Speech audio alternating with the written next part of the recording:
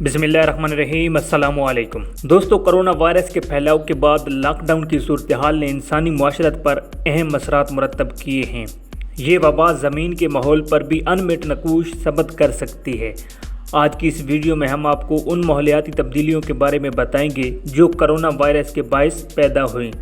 Number 1، ہوا کی quality.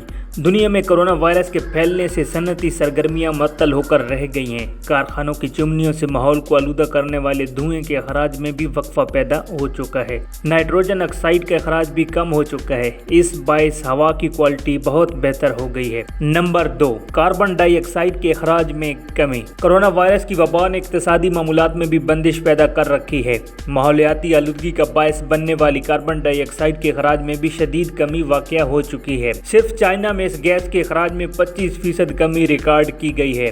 تاہم یہ امر اہم ہے کہ کاربن ڈائی آکسائیڈ کے اخراج میں کمی عارضی ہے۔ نمبر 3، جنگلی حیات کی ایک نئی دنیا۔ وائرس کی وبا نے انسان کو گھروں میں محدود کر رکھا ہے۔ سڑکوں پر ٹریفک نہ ہونے کے برابر ہے۔ ایسے میں شہروں کے قریب رہنے والے جنگلی حیات کے مزے ہو گئے ہیں۔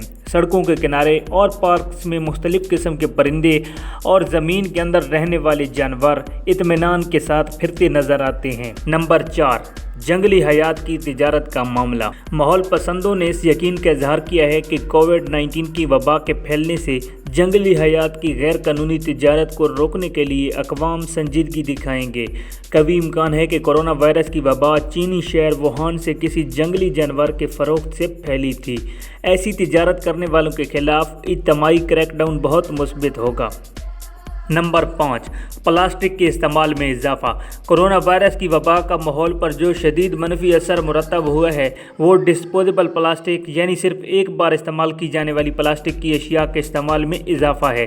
کلینکس اور اسپتالوں میں استعمال ہونے والے پلاسٹک کے ڈسپوزیبل دستانے اب شاپنگ مارکیٹوں میں بھی استعمال ہونے لگ گئے ہیں۔